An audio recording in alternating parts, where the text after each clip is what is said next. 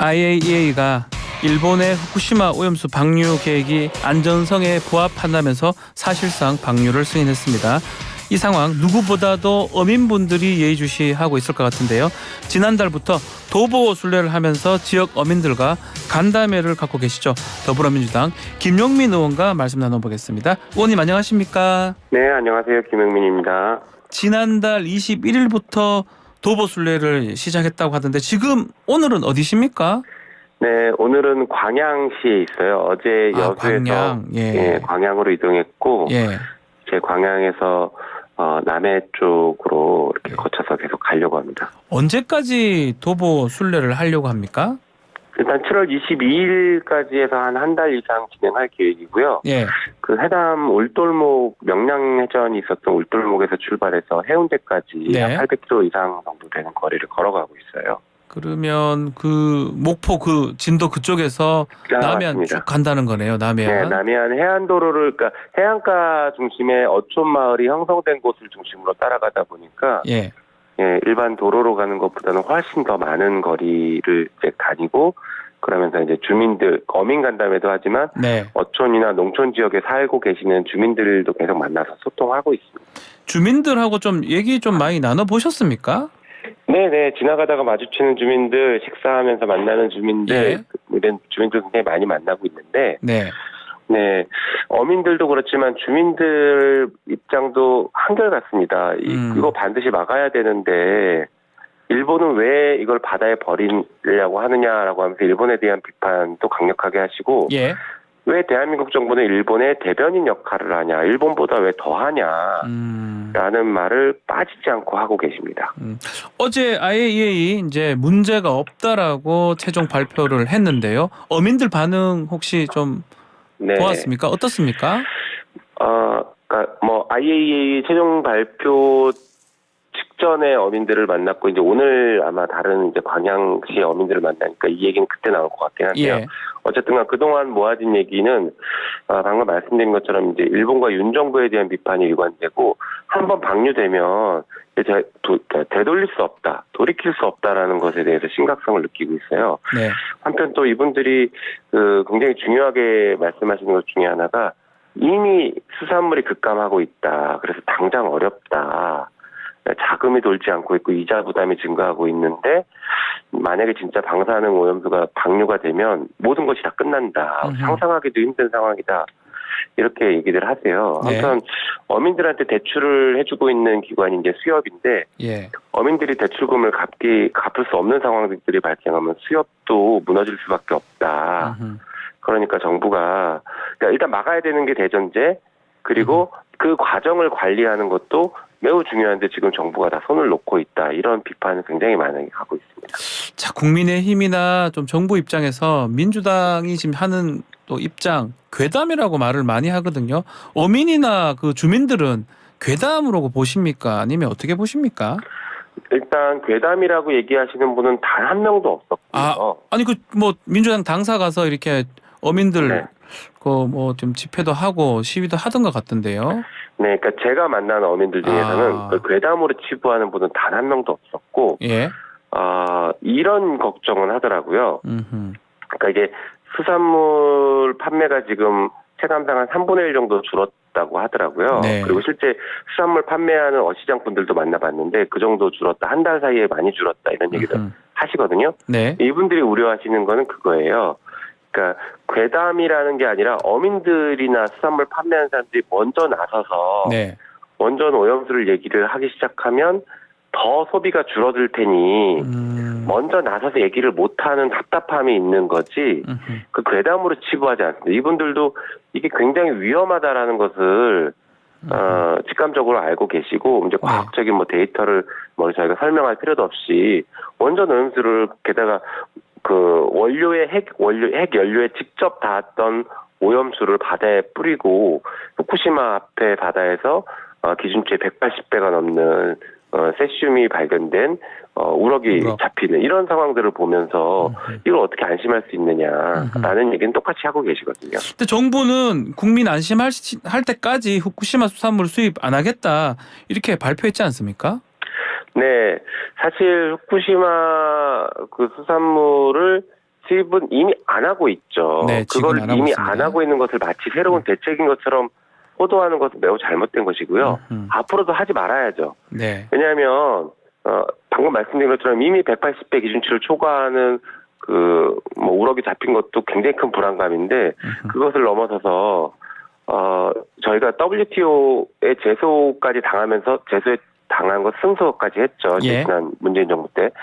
어쨌든가 그런 법적인 다툼까지 있었던 사안을 우리 정부가 먼저 스스로 푸는 것은 잘못된 것이죠. 잘못된 조치니까 아예 이걸 먼저 정부에서 언급할 사안이 아닌데 그렇게 하고 있는 것은 잘못됐다. 국민 안심용이 아닌 거예요. 한편 진짜 만약에 이게 중요한 문제이고 국민을 안심시키려고 한다면 그 자료를 공개해야 됩니다. 어떤 자료를 공개해야 되냐면 식약처에서 네. 이 WTO 승소 이후에 우리가 만들었던 자료가 있는데 원전 사고에 따른 수입식품 안전관리 방안 연구 보고서라는 게 있어요. 네. 이것은 우리가 의무적으로 작성해서 일본에도 제공하고 해야 되는 그런 자료인데 이 자료를 우리 국민에게는 공개하지 않고 있어요. 여기에는 후쿠시마 원전 오염수나 이런 것들의 위험성들이 담겨 있고 우리는 이런 위험성 때문에 후쿠시마산 수산물을 수입하지 않는다라는 내용이 담겨져 있는 보고서거든요. 보고서가 있군요. 예, 그러니까 일본 정부가 주장하는 것과 정반대의 논리를 담고 있는 우리가 만든 보고서죠. 예. 근데 그 보고서를 공개하지 않고 있어요. 공개하지 않는 이유는 뭘까요? 그게 뭐 국익을 침해하고 그러니까 중대국의 국익을 침해한다. 예. 이렇게 얘기하고 있거든요. 예, 그러니까 이게 우리 국민의 이익을 먼저 생각해야 되는 국가기관으로서는 상상할 수 없는 지금 행태들을 벌이고 있는데 정말 국민들을 안심시키려면 이런 조치부터 취해야죠. 그럼 지금 핵물질 제거한다고 알려진 그 알프스 처리 능력 믿기 좀 어렵다 이렇게 보시는 건가요? 재정화 능력이 어느 정도 되는지 그 부분도 좀 궁금할 것 같아요. 많은 분들이. 네, 일단은 알프스는 핵종을 제거하는 게 아니라 감소시키는 장치이다라는 것들이 이제 전문가들의 의견이고요. 한편 이런 처리 기술이 우리나라 기술이 굉장히 월등하게 뛰어난데 일본이 우리 정부의 지원을 거부했었다라는 것들은 이미 알려진 사실이죠. 네. 이런 것들을 보면 일본 정부나 도쿄전력은 제대로 알프스 처리를 하려고 했던 것인가에 대한 의문이 일단 좀 들고요.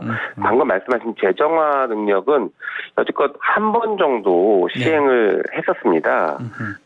한 번 시행했었고 그게 또 완벽하게 정화가 된다라는 과학적인 증명 역시 이루어진 적은 없거든요. 네. 그러니까 지금 재정화 때문에 가능하다라고 얘기하는 것들은 좀 잘못된 정보라고 저는 보고 있습니다. 지금 뭐 국민의힘이나 정부 측에서는 이제 태평양 돌다가 캐나다나 미국 갔다가 한참 지나서 한국으로 들어오는데 캐나다나 미국도 별말 없는데 왜 우리가 난리냐 이렇게 자꾸 얘기를 하거든요. 이 부분은 어떻게 보십니까? 일단 미국에서도 최근에 집회와 시위가 있었죠. 후쿠시마 원전 오염수 방류 반대에 대해서. 그래서 그런 것들이 있었고 태평양 도서 국가들은 이미 반대 입장들을 표명하고 있습니다. 그래서 그 얘기도 일정 부분은 잘못된 것이다. 그리고 미국 사회가 움직이면서 미국 정치권들에도 영향을 미치고 있어서 저는 미국도 반대 입장을 표명하지 않을까라는 그런 기대를 하고는 있습니다. 한편 지금 얘기하신 것도 사실이 좀 아닐 수 있는 게 태평양을 돌고 돌아서 온다는 게 실제로 2011년에 후쿠시마 원전 사고가 발생한 뒤에 그때 이제 폭발이 있었지 않습니까? 그렇죠. 예. 그리고 나서 우리 동해에 세심 농도가 3배로 증가하는데 4년이 걸렸습니다. 그럼 10년 얘기가 아니라 4년 만에 세슘 농도가 3배가 올랐거든요. 그러니까 2배가 올랐거든요. 2배가 올랐다. 예. 네, 이거는 우리가 얘기한 게 아니라 일본 가나다와 대학에서 분석한 결과였고 4년 만에 그렇게 증가를 했기 때문에 10년이 아니라 생각보다 빨리 증가할 수 있다라는 것과 사실 우리 인류가 바다를 잘 모릅니다. 해양과학자들은 우리가 인류가 바다의 10분의 1도 모른다라고 얘기하고 있거든요.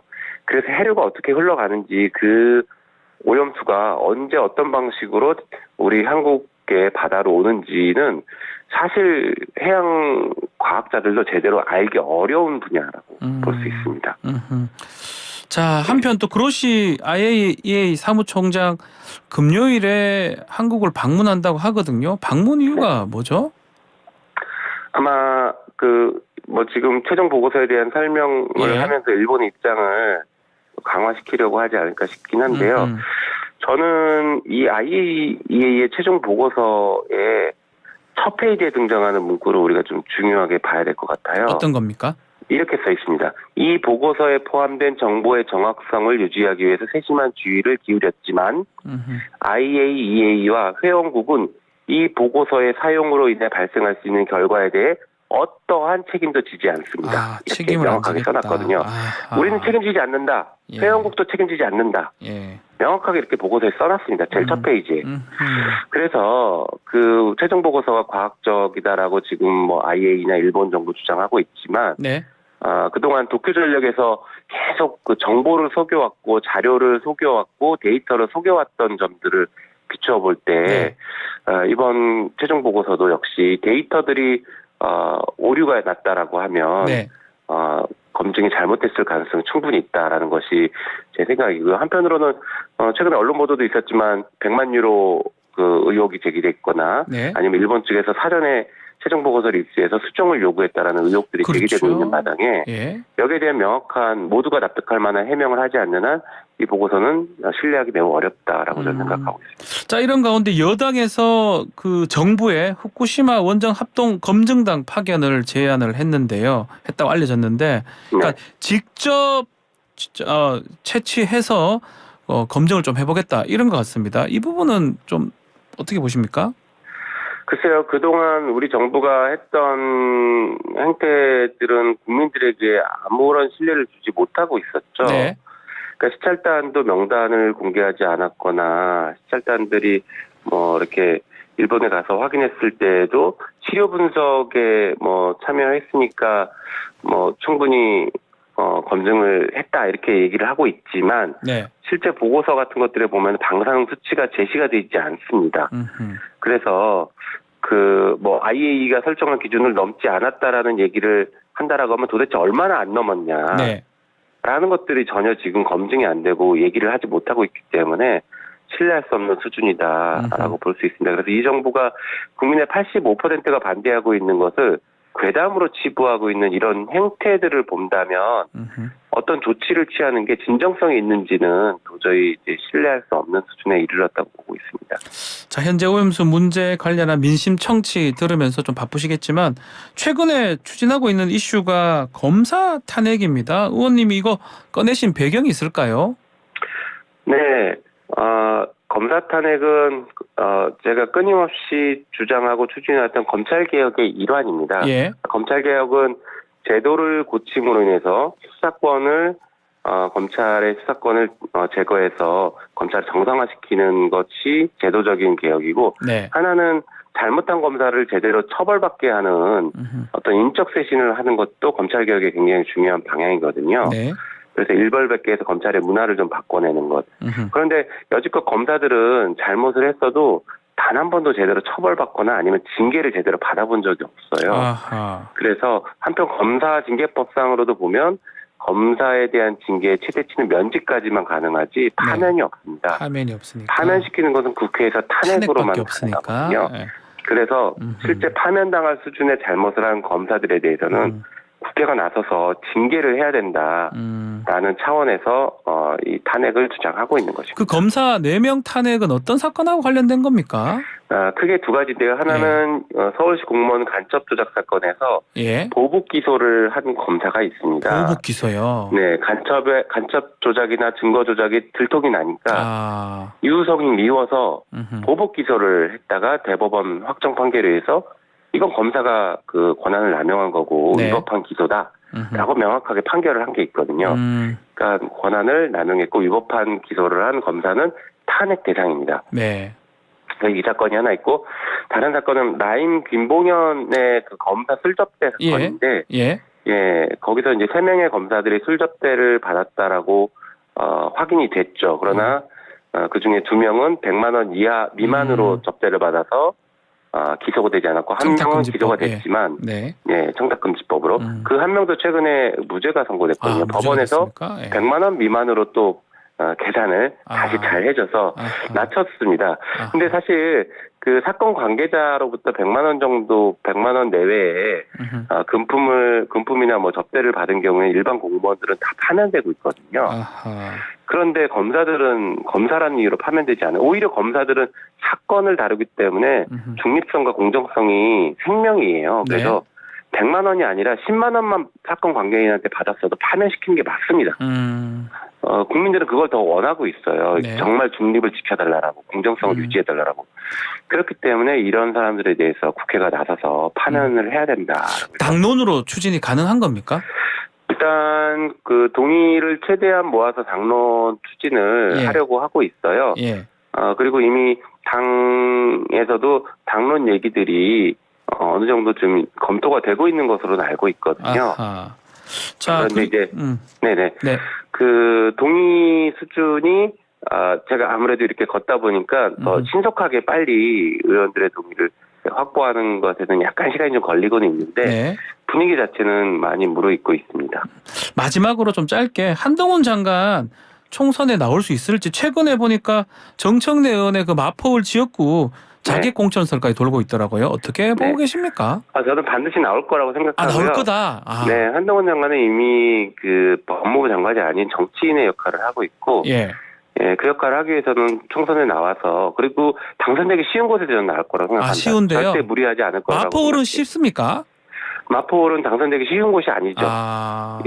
그래서 저도 차라리 우리 지역구에 나와서 남양주요? 나와서 저랑 붙자라고 했는데 안 나올 겁니다. 남양주. 강남이나 서초나 이런 쪽에 나오려고 하지 절대로 무리하지 않을 거라고 저는 생각합니다. 알겠습니다. 자, 오늘 말씀 여기까지 듣겠습니다. 감사합니다. 네, 감사합니다. 지금까지 더불어민주당 김용민 의원이었습니다. 1부 마칩니다.